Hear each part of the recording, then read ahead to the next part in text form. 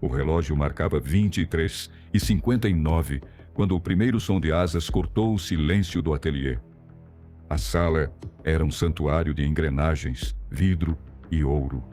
No centro, um relógio monumental, com ponteiros de cristal lapidado e batimentos lentos como respirações. Elias Monroe, relojoeiro e colecionador de arte, observava o mostrador com fascínio e medo. Naquele exato minuto, ele ouviu novamente o som o bater de asas vindo de dentro do relógio. Por 10 anos, aquele era o relógio que definia sua vida. Uma peça única, feita para um cliente que morreu antes de recebê-la.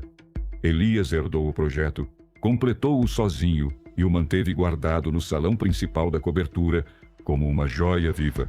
Mas, nas últimas noites, algo mudou. As engrenagens giravam mesmo quando o relógio estava parado. E, à meia-noite, a sombra de um falcão aparecia no vidro interno, voando em círculos perfeitos, como se estivesse preso dentro do tempo. Elias, acostumado com mecanismos, buscava explicações racionais. Reviu os esquemas, desmontou cada peça, checou a temperatura e o magnetismo. Tudo estava impecável. Mas o som continuava. E às vezes ele jurava ver penas transparentes deslizando entre os ponteiros. O apartamento era de um luxo controlado, mármore frio, paredes espelhadas e vitrines exibindo relógios raros. No entanto, havia algo pesado no ar, um silêncio que parecia observar. Elias ligou o sistema de segurança e as câmeras mostraram o reflexo do relógio central. Por um segundo, o movimento interno parou. No reflexo, uma silhueta surgiu atrás dele, alta, imóvel, com olhos que refletiam a luz da máquina. Ele se virou rápido. Nada. Apenas o tique lento, quase respirando. No mostrador, os ponteiros estavam parados entre o 11 e o 12, presos entre o ontem e o amanhã. Tentando se acalmar, ele abriu o diário de anotações do antigo cliente, um banqueiro excêntrico que desapareceu durante uma viagem à Suíça. As últimas palavras estavam em tinta borrada. Quando o falcão voar, o tempo cobrará seu preço. Elias fechou o caderno, o coração acelerado. Olhou o relógio. Dentro do vidro, algo começou a se mover de novo, uma sombra com forma de asas, girando cada vez mais rápido, até o som se tornar ensurdecedor. O vidro trincou. Uma pena caiu sobre o chão, reluzindo como cristal. Elias a pegou com cuidado. Era fria, leve e viva. Quando a luz tocou a pena, o relógio voltou a funcionar sozinho. Os ponteiros giraram para trás, engolindo as horas. E o reflexo no vidro mostrou um rosto que não era o dele. As horas começaram a correr ao contrário, engolindo os minutos como se o tempo estivesse sendo devorado por dentro. O som das engrenagens era irregular, como um coração descompassado tentando lembrar o próprio ritmo. Elias observava, hipnotizado, enquanto o ponteiro dos segundos girava em círculos frenéticos. A sombra do falcão reapareceu. Agora era mais nítida. Suas asas batiam contra o vidro com força, e a cada batida, o reflexo do ateliê parecia se distorcer, como se uma segunda realidade tentasse se infiltrar na primeira. Elias tocou o vidro e sentiu o calor. O relógio estava vivo. No escritório anexo, o telefone tocou pela primeira vez em meses. Um número desconhecido. Ele atendeu sem pensar. Silêncio. E então, uma voz metálica, rouca, como se viesse de dentro de uma máquina. Você o completou. Agora ele quer sair. Elias desligou, tremendo. Foi até o cofre no canto da sala. Dentro havia pastas antigas, contratos, recibos. Um envelope com o selo do banqueiro desaparecido.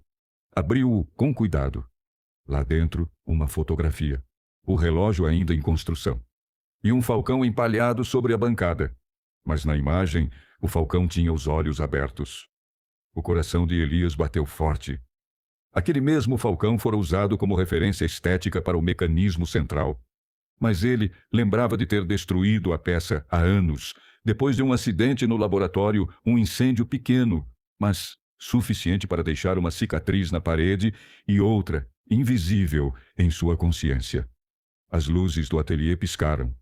O relógio voltou a parar, e pela primeira vez, Elias ouviu algo que não vinha das engrenagens. Um bater de asas real, atrás dele. Virou-se devagar. O falcão estava lá. Um corpo translúcido, feito de vidro e sombra, pousado sobre o piano. Suas garras pressionavam as teclas, emitindo sons dissonantes, quase melódicos. Ele o observava com olhos dourados, fixos, profundos. Elias deu um passo à frente. O falcão não se moveu. Ele sussurrou, quase sem voz. Você não é real. Mas a criatura inclinou a cabeça e o som das asas ecoou outra vez, dessa vez, vindo de todos os relógios do apartamento. Centenas de tic-tacs começaram a se alinhar, ritmados, criando uma melodia sufocante. Elias percebeu que o relógio principal projetava algo no chão, um feixe de luz formando números e letras. Era uma data e uma hora, a hora exata do desaparecimento do banqueiro. Elias entendeu o que aquilo significava. O relógio não media o tempo. Ele o repetia. Era uma máquina de memória. Desesperado, ele tentou desligar tudo, mas os interruptores não reagiam. O vidro principal começou a se rachar, revelando sob as engrenagens um olho dourado que piscava. O falcão emitiu um grito agudo, cortante, e a imagem do banqueiro surgiu, refletida no vidro imóvel, mas com os lábios se movendo. Elias deu um passo para trás, encostando na parede. O relógio sussurrava agora, voz por voz, nome por nome, nomes de contas secretas, valores, e entre eles, o nome dele. O som se tornou ensurdecedor. Elias tapou os ouvidos, gritando. O falcão se ergueu, abrindo as asas em um clarão de vidro e luz. O relógio girava tão rápido que o ar ao redor começou a vibrar. Tudo parou. O falcão desapareceu.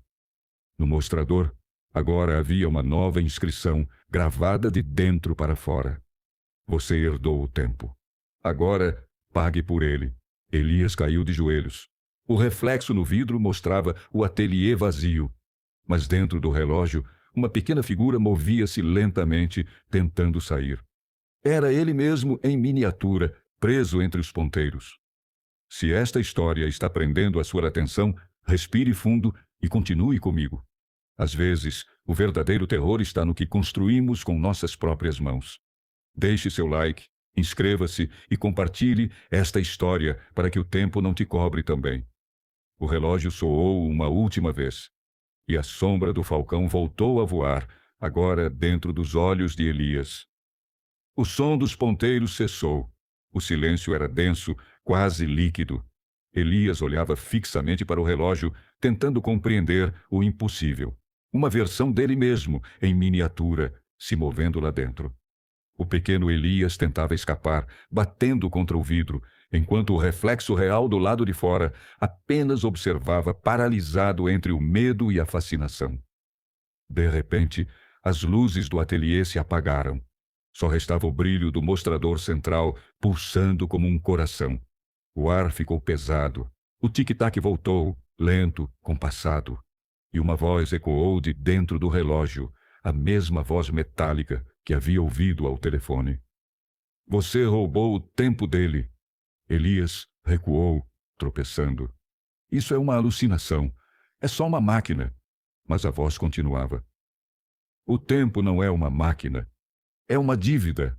O vidro do relógio começou a se expandir como um pulmão. Pelas fendas saíam fios de luz que se transformavam em imagens.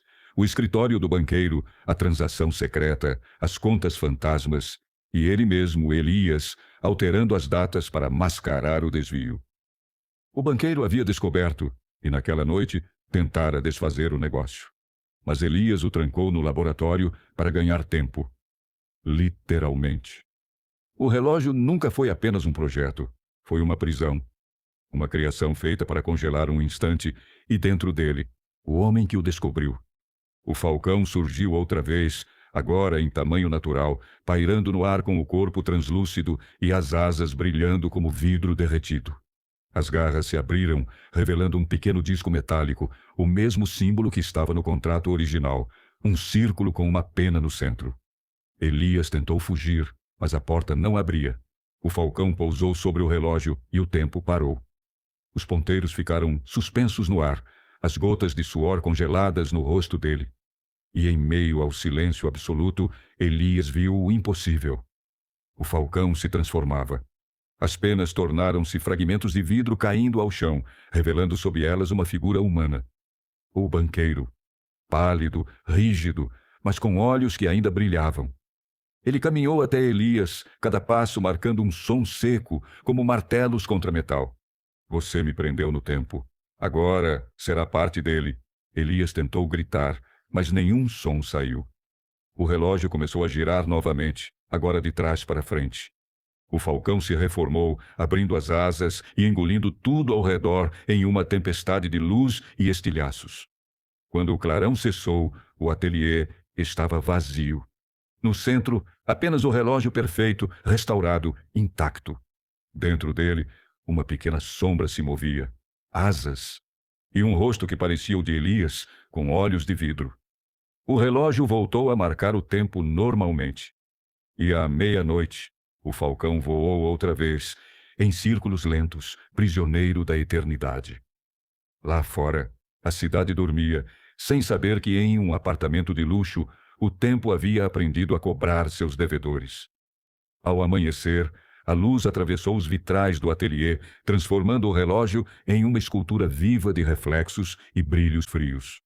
Nenhum som humano preenchia o espaço, apenas o ritmo constante das engrenagens, um pulso regular, quase sereno, como se o próprio tempo tivesse voltado a respirar.